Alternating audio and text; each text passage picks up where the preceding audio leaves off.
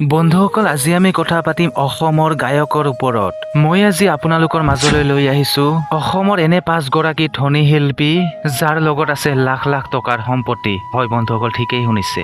লগতে তেওঁলোকৰ ঘৰ ক'ত, প্ৰকৃত নাম কি, কিমান চনত জন্ম হৈছিল, অভিষেক জানিবলৈ ভিডিঅ'টো স্কিপ নকৰাকৈ শেষলৈ চাই থাকিব। তো বেছি দেৰি নকৰি বলক ভিডিঅ'টিৰ মাজলৈ আগবাঢ়িছো। এই লিষ্টৰ 5 নম্বৰ পৃষ্ঠাত আছে আশিষ্য বৰপাত্ৰ। আশিষ্য বৰপাত্ৰ প্ৰকৃত নাম হৈছে আশিষ্য বৰপাত্ৰ গোহাঁই আৰু তেখেতৰ ঘৰত মতা নামটো হৈছে জানটো। আশিষ্য বৰপাত্ৰৰ জন্ম হৈছিল 17 নৱেম্বৰত গোলাঘাট জিলাৰ সৰুপথাৰত। বন্ধুসকল, আপোনালোকে এখেতৰ কোনটো গান বেছি শুনি ভাল পায় কমেণ্ট কৰি জনাবচোন। আৰু এই লিষ্টৰ 4 নম্বৰ পৃষ্ঠাত আছে ভৃগু কাশ্যপ। ভৃগু কাশ্যপৰ প্ৰকৃত নাম হৈছে ভৃগু কাশ্যপেই আৰু তেখেতৰ জন্ম হৈছিল 5 নৱেম্বৰৰ 1998 চনত ডিফুত। বন্ধুসকল, ভৃগু কাশ্যপৰ গান ভাল পোৱাসকলে ভিডিঅ'টিত এটি লাইক দিবলৈ নাপাহৰিব। আৰু এই লিষ্টৰ 3 নম্বৰ স্থানত আছে নীল আকাশ দাস। নীল আকাশ দাসৰ প্ৰকৃত নাম হৈছে সঞ্জয় দাস, কিন্তু আমি সকলোৱে নীল আকাশ দাস বুলিয়ে চিনি পাওঁ। নীল আকাশ দাসৰ জন্ম হৈছে 15 নৱেম্বৰৰ ডিব্ৰুগড় জিলাৰ মৰাণত। আৰু নীল আকাশ দাসে সংগীত শিল্পী হোৱাৰ উপৰিও অইলত এটা সৰু চাকৰি কৰি আছে। বন্ধুসকল, নীল আকাশৰ কোনটো গান বেছি শুনি ভাল লাগে কমেণ্ট কৰি জনাবলৈ নাপাহৰিব।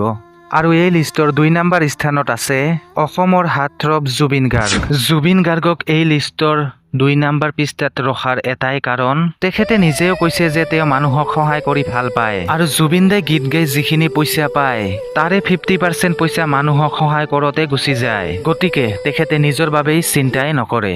উদাহৰণস্বৰূপে জুবিন দাই এবাৰ নগাঁৱত এখন অনুষ্ঠান পৰিৱেশন কৰিবলৈ গৈছিল আৰু অনুষ্ঠান কৰি যিখিনি মাননি পাইছিল গোটেইখিনি মাননি নগাঁৱৰ এখন অন্ধ বিদ্যালয়ত দান কৰি থৈ যায়।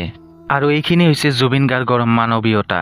আৰু জুবিন গাৰ্গৰ প্ৰকৃত নাম হৈছে জীৱন বৰঠাকুৰ, কিন্তু আমি সকলোৱে জুবিন গাৰ্গ বুলিয়ে চিনি পাওঁ। আৰু জুবিন গাৰ্গৰ জন্ম হৈছে 18 নৱেম্বৰ 1972 চনত আৰু তেওঁৰ জন্মস্থান মেঘালয় তুৰাত। বন্ধুসকল, জুবিন দাক ভাল পোৱাসকলে কমেণ্ট বক্সত জাষ্টিস ফৰ জুবিন গাৰ্গ বুলি লিখিবলৈ নাপাহৰিব।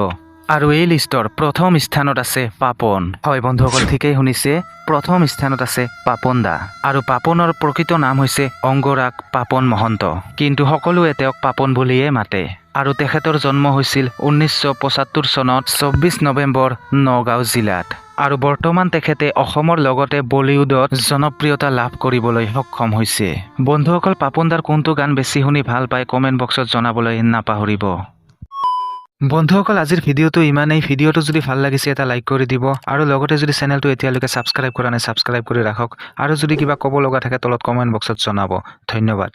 নভবা কথাও হঠাতে হয় চাগে, পৃথিৱীৰ আটাইতকৈ ধুনীয়া ইমোশ্যনটোৱে মিউজিক। বুজি পোৱাৰ আগতে